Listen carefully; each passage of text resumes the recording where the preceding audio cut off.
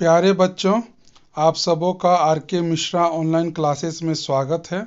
आज हम विज्ञान विषय के पाठ 16 वायु एवं जल प्रदूषण के तीसरे भाग का अध्ययन करेंगे। तो चलिए बच्चों, सबसे पहले जान लेते हैं कि इस भाग में हम क्या सीखेंगे।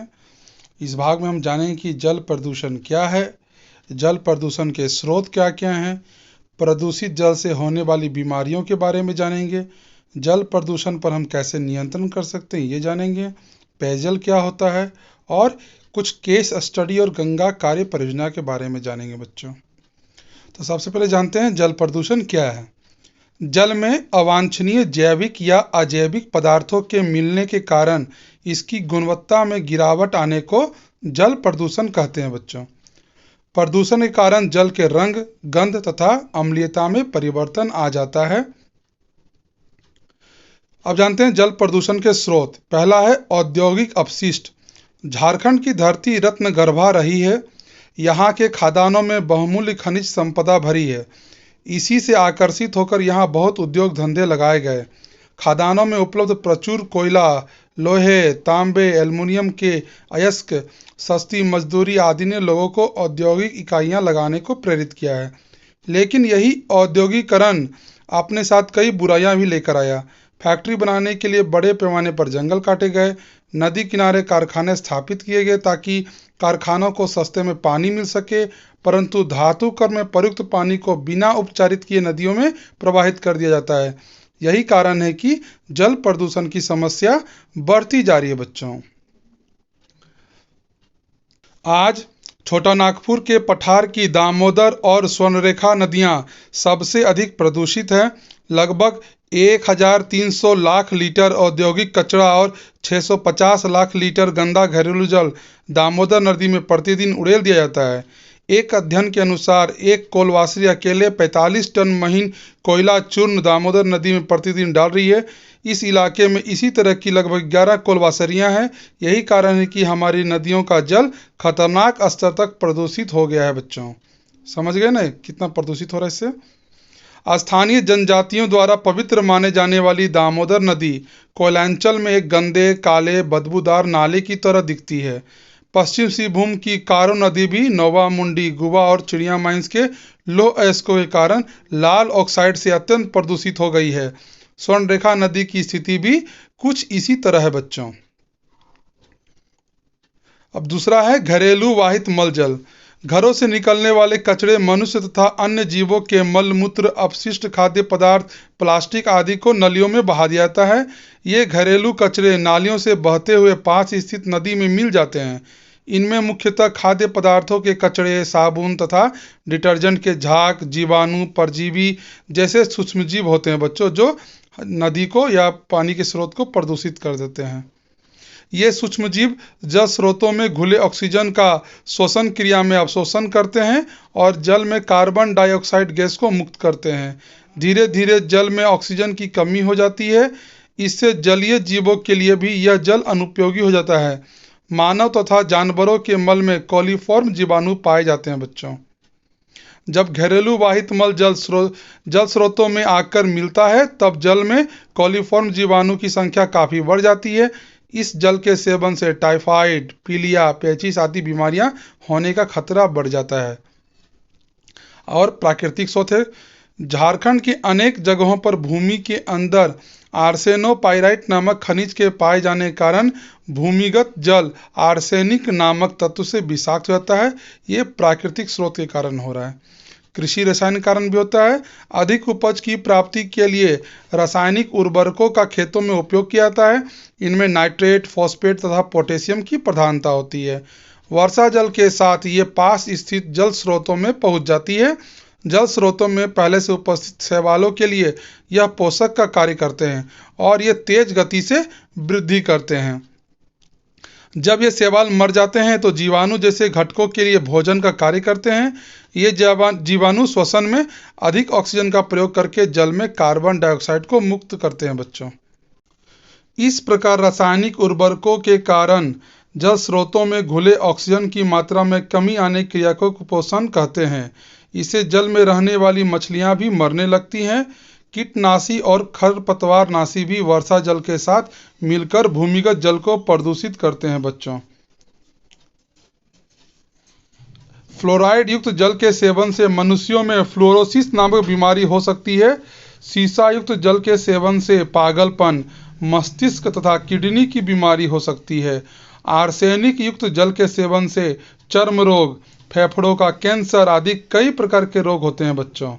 इसलिए हमें प्रदूषित जल से बचना चाहिए बच्चों। अब है जल प्रदूषण का नियंत्रण। इसका पहला है, हमारे समाज में लगभग सभी धर्मों के मानने वाले लोग अपने पवित्र उपासना स्थलों के अंदर गंदे पदार्थों को नहीं ले जाते, लेकिन विडंबना है कि हम अपनी पवित्र मानी जाने वाली नदियों में बेहिचक गंदगी प्रवाहित कर देते हैं।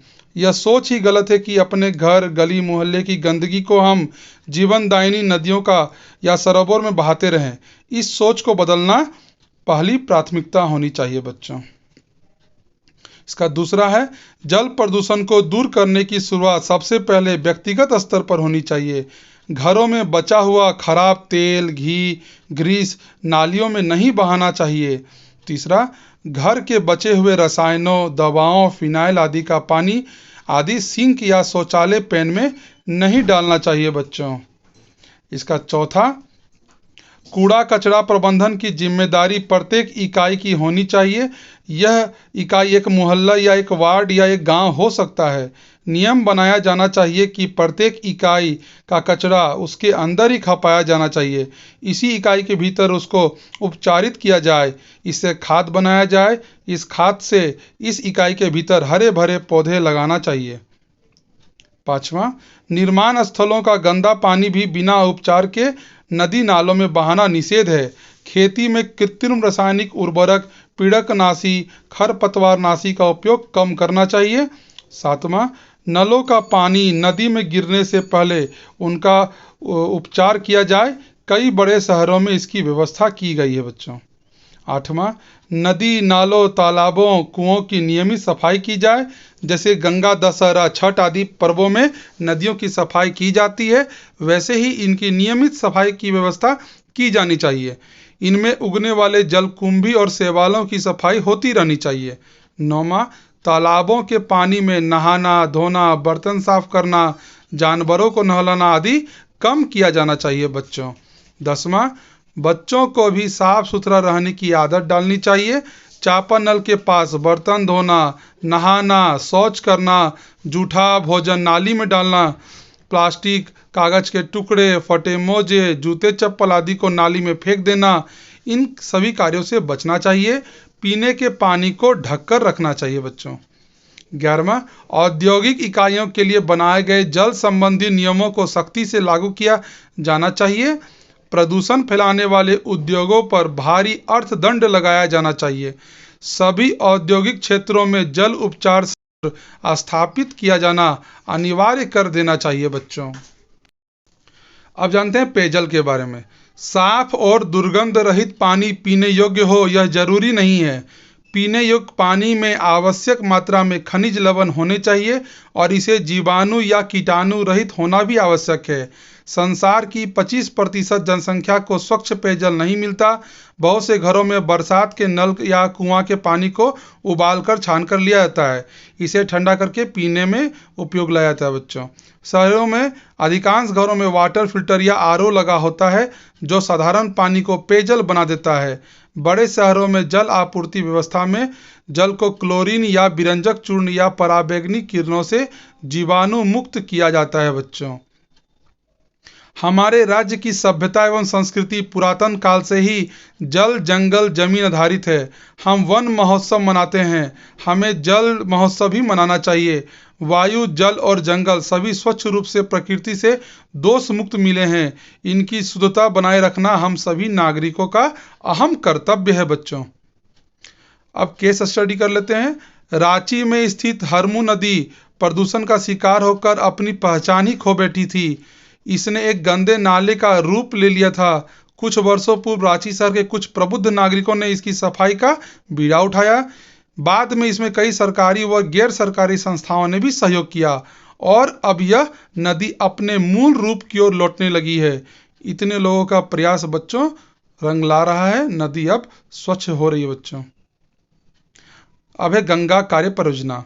गंगा नदी अधिकांश उत्तरी, केंद्रीय तथा पूर्वी भारतीय जनसंख्या का पोषण करती है, परंतु हाल ही में प्रकृति के लिए विश्वव्यापी कोष द्वारा किए गए अध्ययन में यह पाया गया कि गंगा संसार की 10 ऐसी नदियों में से एक है जिसका अस्तित्व खतरे में है। इतने प्रदूषण स्तर तक पहुंचने का कारण यह है कि जिन शहरों एवं बस्तियों से होकर यह नदी प्रवाहित हो रही है, वहां के निवासी अत्यधिक मात्रा में कूड़ा करकट तथा अनुपचारित पदार्थ सीधे इस नदी में फेंक रहे हैं। प्रदूषण स्तर इतना अधिक है कि इसके जल में जल जीव जीवित नहीं रह पाते। यह नदी निर्जीव प्राय हो गई है। 1985 में इस नदी को बचाने के लिए एक महत्वाकांक्षी परियोजना आरंभ की गई, जिसे गंगा कार्य परियोजना कहते हैं, जिसके आधार पर गंगा नदी को साफ किया जा रहा है बच्चों और सुरक्षित बनाया जा रहा है। बच्चों, आपको मेरा ये वीडियो पसंद आया हो तो मेरे इस चैनल को सब्सक्राइब करें, लाइक करें, बेल आइकन दबाना ना भूलें बच्चों। मिलते हैं इसके अगले भाग प्रश्नोत्तर में। तब तक के लिए बाय बाय बच्चों। बहुत बहुत धन्यवाद मेरा वीडियो देखने के लिए। मिलते हैं अगले भाग में।